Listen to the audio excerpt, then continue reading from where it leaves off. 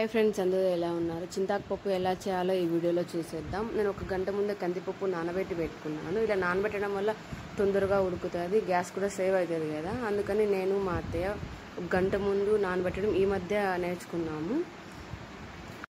ఆడవాళ్ళం బయటకు వెళ్ళట్లేదు, సంపాదించట్లేదు అని మనం ఫీల్ అవుతూ ఉంటాం కదా. ఇలా గ్యాస్ ఆదా చేయడం కూడా సేవింగే కదా. ఒక 2-3 డేస్ ఎక్కువ వస్తుంది కదా.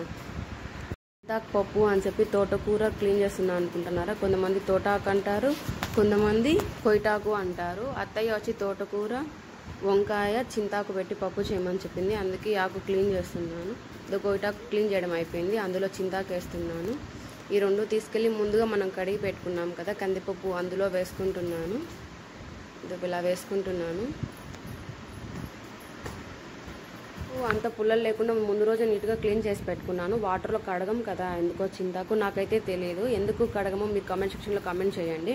2 వంకాయలు తీసుకున్నాను, అవి నీట్గా క్లీన్ చేసుకొని కట్ చేసి కుక్కర్లో వేసుకున్నాను. సరిపడాన్ని నీళ్ళు పోసుకున్నాను. ఎక్కువ ఉన్నాయి తక్కువ ఉన్నాయా అని చూసుకుంటున్నాను. కొంచెం పసుపు వేసుకుంటున్నాను.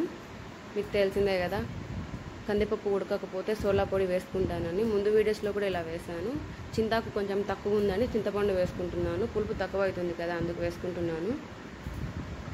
కొంచెం ఆయిల్ వేసుకుంటున్నాను పొంగకుండా ఉండడానికి. ఇదంతా పొంగి కుక్కర్ అంతా గలీజ్ అయిపోతుంది కదా, అందుకు కొంచెం ఆయిల్ వేసుకుంటే పొంగకుండా ఉంటుంది. గ్యాస్ మీద పెట్టి కుక్కర్ మూత పెట్టేసి విజిల్ పెట్టి గ్యాస్ ఆన్ చేసుకుంటున్నాను. మనం ఏ సైడ్ పెడతామో అటు సైడ్కి హ్యాండిల్ రివర్స్లో ఉండేటట్టు చూసుకోండి. లెఫ్ట్లో పెడితే లెఫ్ట్కి ఉండేటట్టు, రైట్లో ఉంటే రైట్ సైడ్ పెట్టుకోండి. లైఫ్ ఎక్కువ వస్తుంది. వేడి తగలడం వల్ల హ్యాండిల్స్ కాలుతాయి, మన చేయి కూడా కాలుతుంది కదా, కాబట్టి ఆపోజిట్ సైడ్లో పెట్టుకోండి. పప్పు కుక్కర్ మూత తీస్తే ఇలా ఉడికింది. కొంచెం తాకు పులుపు కదా, అందుకని నేను ఒక 5 విజిల్స్ వరకు పెట్టుకుని ఇలా ఉడికింది. కొంచెం సాల్ట్, కారపొడి వేసుకున్నాను. ఐరన్ సాల్ట్ వాడుతున్నాం ఈ మధ్య. ఆడవాళ్ళల్లో థైరాయిడ్ ఈ మధ్య ఎక్కువైపోయింది. ఐరన్ సాల్ట్ వాడడం వల్ల థైరాయిడ్ అనేది కంట్రోల్లో ఉంటుంది.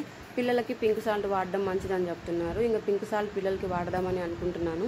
మేము ఇట్లా వెనిపిన పప్పును పక్కన పెట్టేసుకుంటున్నాను. బాణలో పెట్టి గ్యాస్ ఆన్ చేసుకుంటున్నా. బాణల హీట్ అయింది కదా, అందులో ఆయిల్ వేసుకుంటున్నాను.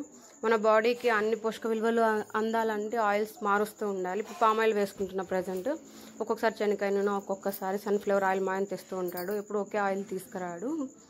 ఇప్పుడు ఆయిల్ హీట్ అయింది కదా, అందులో ఆవాలు, జీలకర్ర, శనగపప్పు, ఉద్దిపప్పు వేసుకొని కొన్ని తెల్లవాయలు వేసుకుంటున్నాం. మేము కంపల్సరీ ఇప్పుడు వేసేది మెంతు పొడి, ఇంగువ ప్రతి ఒక్క వంటలలో వేసుకుంటాం మేము. ఇలా బాగా వేగిన తర్వాత కొంచెం కరివేపాకు వేసి కలబెట్టుకోవాలి. ఇలా పోపు బాగా వేగింది కదా అండి, నేను ముందు పప్పు వెనిపి పెట్టుకున్నాను కదా, అదొక కప్లో వేసుకున్నా.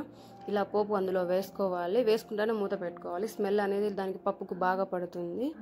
తీసిన తర్వాత చూస్తే ఇలా ఉంది. ఎంతో టేస్టీగా ఉండే చింతాకు పప్పు రెడీ. మీ ఇంట్లో ఎలాగ చేసుకుంటారో కామెంట్ సెక్షన్లో కామెంట్ చేయండి. Thank you for watching. Share, comment, subscribe. Vasu small world.